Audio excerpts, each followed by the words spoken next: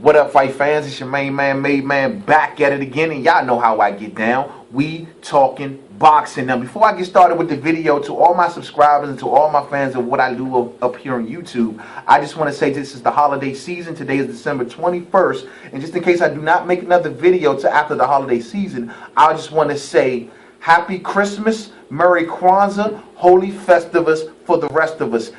Enjoy your holiday season, everybody out there. I hope you get what your heart desires. Do not forget the true meaning, and be safe and enjoy. Now, let us get to the issue at hand, ladies and gentlemen. You know, I am an American citizen. I love the red, white, and blue. No ifs, ands, or buts about it. But, you know, we have been missing something very, very drastic in this country. We haven't seen in quite some time. I mean, it's endangered in these parts of the world, ladies and gentlemen. It's like a woolly mammoth or something. I mean, we have been clamoring for something for roughly about the last decade, especially boxing fans of the American public, and we haven't seen it.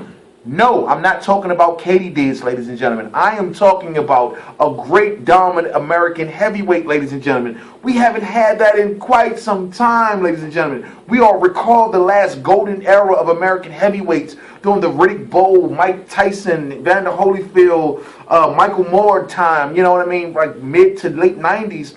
That was it. But for roughly about the last decade or so, we produced a lot of good hopefuls, you know what I mean? We produced your Chris Birds and your Eddie Chambers and your Seth Mitchells and your Steve Cunninghams and your Chris Ariolas. We produced that caliber of heavyweight, but not what we're used to, not the Jack Johnsons, the Jack Dempseys, or the Rocky Marcianos, or the Joe Lewises, or the Muhammad Alis, the Joe Frazier's, the George Foremans, the Mike Tysons, the Evander Holyfields, the Larry Holmes, and the list goes on and on, ladies and gentlemen. We have yet to produce in quite some time a caliber American heavyweight such as those names, ladies and gentlemen. But the thing is, in today's boxing, I get it. The heavyweight division is just plain out bleh, you know what I mean? It's not nowhere near the caliber it used to be. It's not nowhere near the popularity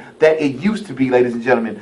Vitaly and Vladimir Klitschko have been dominating the heavyweight division for roughly about the last decade. Ever since Emmanuel Stewart took the blueprint over there to the Klitschko brothers, they have ran the heavyweight division, ladies and gentlemen. Better yet, fuck that. Ever since Lennox Lewis came over here and crushed the buildings, ever since Lennox Lewis came over here, cleared out the heavyweight division, beat out Tyson, drew with Holyfield, never got the fight with Riddick Bowe. Remember the dumping of the dope in the trash and all that shit? We have yet to have that one particular dominant. Give me 1 second. Sorry about that, back at it. We have yet to have that particular dominant heavyweight, though, since Lennox Lewis did that, ladies and gentlemen. But now, let me bring your attention to Deontay Wilder, ladies and gentlemen. Who is Deontay Wilder? For those who do not know, to my casuals, there is hope on the horizon. There is a little bit of sun on the horizon now, ladies and gentlemen, because we have a kid now who's on a 32 knockout streak. Granted, I get the level of competition. We'll get more into that, ladies and gentlemen. 32 knockout streak, pure, raw talent, ladies and gentlemen. Entering his prime years of boxing. Heavyweight champion, future possibly heavyweight champion Deontay Wilder, ladies and gentlemen. 32-0, 32 knockouts. Never been beyond the 4th round. Mandatory in the WBC. Ranked 3rd in the WBA. Ranked 2nd in the WBO. Not ranked by the IBF, ladies and gentlemen. Deontay Wilder. We haven't seen a heavyweight, American heavyweight, come along in quite some time that has a great start such as this since like Mike Tyson, you know what I mean? He's knocking everybody out. He has his stigmas, but we'll get more into that, you know, later on into the video. But he is knocking everybody out. He is doing everything that he is supposed to do if he's some kind of special, ladies and gentlemen. Now, the only problem, one of the biggest problems with Deontay Wilder is that if you look at his resume, he hasn't fought any of the top 10 heavyweights of today. None of those guys. But one thing people got to understand about the heavyweight division is that when you have since today's heavyweight division is just so goddamn weak, honestly, and I hope I ain't offending none of the heavyweight boxers, but it's so goddamn weak. When you do have those special nuggets, those diamonds in the roughs, They are very, very protected, ladies and gentlemen. They're nurtured for quite some time before they're getting pitted against each other. If you look at the top 10 heavyweights, you don't see many of them having fought each other. Some of them just up there damn near by default because there's no one else really worthy enough to put up there. And these are old fighters, like your Derek Chisores. But the fact still remains is that none of these guys, the ones that stand out, rarely fight each other. I'm amazed that we got the David Haye versus Vladimir Klitschko fight not too long ago.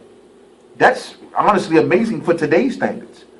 So we jump on Deontay Wilder, but oh, he hasn't fought anybody. His level of competition has been shit. Granted that this is the Al Heyman blueprint. I don't understand why the fuck we surprised anyway. But the simple fact of the matter is, none of the heavyweights are fighting each other. They're all fucking fighting bums and cab drivers and over-the-hill guys. So there is no exception for Deontay Wilder, ladies and gentlemen. Al Heyman is building this guy because he sees the opportunity there. There is a big vacant spot in American heavyweights, amongst American heavyweights, dominant heavyweights. That spot is basically just waiting to be taken over. We see Bermane Stiverne have the WBC World Championship belt that was vacated by Vitaly Klitschko that he beat Chris Arreola for in their second fight. Some people say that was almost, the way that belt fell, it could have been, Al Heyman could, whatever, man. You know what I'm saying? But the fact is now Bermane Stiverne is set to fight Deontay Wilder, and if Deontay Wilder beats Stiverne, then he becomes a world heavyweight champion of America. That alone is marketability crazily right there. And you think Al Heyman doesn't see that? Come on, folks. Come on. Up until this point, we thought that the hardest portion of competition for Deontay Wilder would be Malik Scott. We recall that fight April of 2014, in which Malik Scott, who came into the ring as we thought was a pretty solid contender at the time, we thought he was going to really test Deontay Wilder. Not maybe so much beat him, but test Deontay Wilder. Well, Malik Scott didn't last more than a minute. Got knocked out in the first round by a phantom graze punch or whatever the fuck that knocked him into the middle of next week. Now, that fight didn't do much for Deontay Wilder because then it had the fans screaming, oh, the guy took a dive. Malik Scott had went extensively in his interviews and say he did not take a dive. Even though after that fight he went into acting and all that other shit. And also he lost to Derek Chisore, who has 2 knockouts. One of the 2 knockouts was against Malik Scott. So maybe he just has a fucked up, shaky ass nervous system. I don't know. He said he got hit on the temple, his equilibrium was fucked up, but whatever. The fans, though, seen this and they scream Bloody Murray. So we still have yet to see Deontay Wilder tested. The only other notable name on his resume I would even worth talking about is the guy Kelvin Price. And the only reason I talk about him is because Deontay Wilder beat him for the WBC Continental America's heavyweight title. Whatever that is. But take in mind, he knocked the guy out in like, what, 2 rounds? 1 round? So, whatever the fuck. Stylistically, Deontay Wilder, they say his defense has yet to be tested. But it does seem as if he has the fundamentals of defense. His footwork is there. Some say he gives up his height too much, and he's easily a little more easy, it makes him easier to hit. He puts his head down too much, he puts his chin out too much, some say. But that was a younger version, I think. I don't know, maybe he's matured since then. He's yet to face a volume puncher, a guy with stamina. So we get to see him face a guy like this. We have yet to see if he can eat punches. These are all question marks on Deontay Wilder. We was hoping the Malik Scott fight would have showed some of that. Now we're hoping the Bermane Stiverne fight would show that. And I think Stiverne is a quality compared to what Deontay Wilder has already fought. This is a major step up, believe it or not. The 37-year-old Haitian-born guy who possibly is flat-footed, but he does have quick hands, Bermane Stiverne. This is a major step up for the 29-year-old Deontay Wilder at this point in his career. Now, people may say, he's fought a bunch. All fighters are built. All fighters have to get their popularity numbers. I get that. All fighters. If you go back to the last few dominant American heavyweights, Mike Tyson's 28th fight was his championship fight. Now, this is Deontay Wilder's 33rd fight against Bermane Stiverne and will be a championship fight. Take in mind, though, the difference between Tyson and Wilder was Tyson was 20 years old in his 28th fight, fighting against Trevor Berbick in 1986. Also, Tyson's 1986 fight schedule was crazy. They were fighting Tyson like twice in 1 month. Don King was making a boatload of money off Tyson back then. So they were constantly putting Tyson on TV. He fought like maybe 8, 9 times in 1986, finishing off Trevor Berbick at the end of that year. But he was 20 years old. You go to Evander Holyfield. By his 12th fight, he was cruiserweight. He was fighting for the cruiserweight championship. By his 15th fight, he was fighting to unify the cruiserweight championship. And then from that point, the list goes on and on with the names. He was young in his career. 12th fight.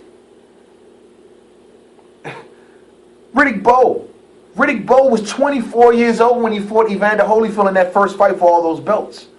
Gave Evander Holyfield his first loss at 24. The level of competition he was fighting at 24.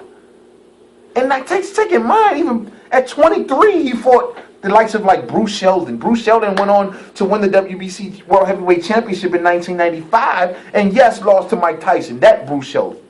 But Riddick fought him at a young age. Riddick fought Tyrell Biggs. He fought Tony Tubbs. Now, some of these guys may have been shells of their former selves at that point in time, but they still were steps up in competition. The point that I'm getting at is that they fought these guys young. Wilder is 29.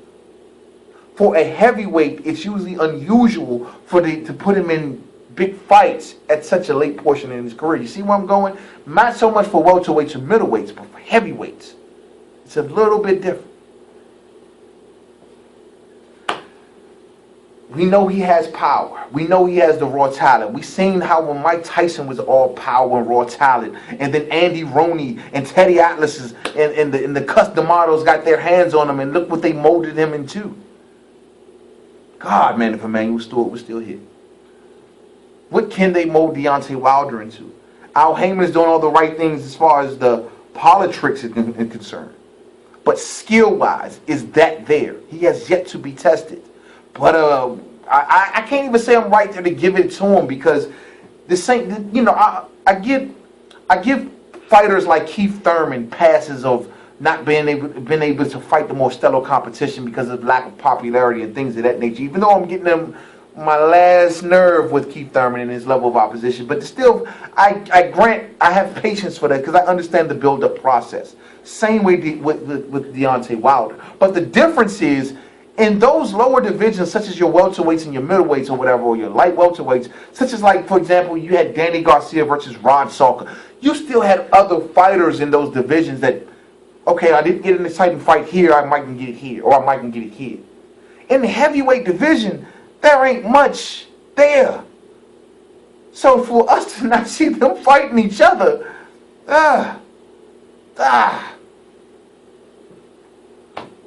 Deontay Wilder's last fight was against Jason Gavin. The man was a fucking blimp.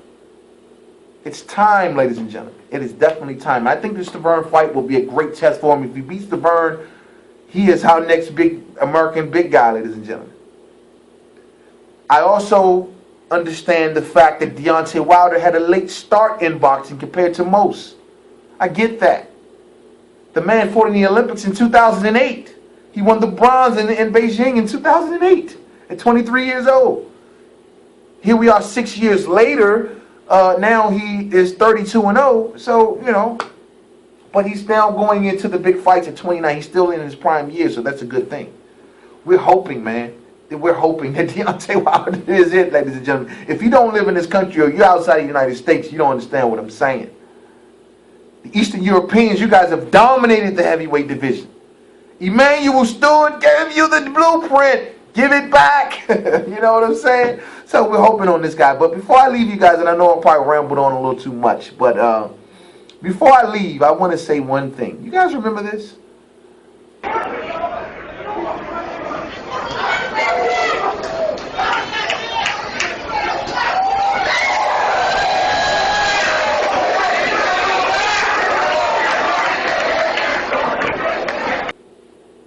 Okay, all right. He slipped.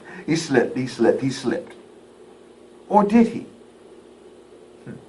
Till the next video, it's your main man, made man. Don't forget to subscribe. Also, if anything you guys want to add about Deontay Wilder, do you think he's the next great American heavyweight? Do you think he's the next dominant heavyweight?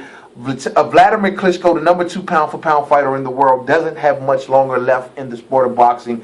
Could Deontay Wilder fill the void, or will it go to, say, like a Tyson Fury, who's, like I said before, Derek Chisora is his toughest fight to date as well. And he needs to inflate his resume also, but I'm not going to get to this another video.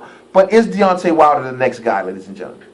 Put it in the comment section. Let me know what you guys think. To the next video, it's your main man, Made Man, and I see y'all then. Happy holidays.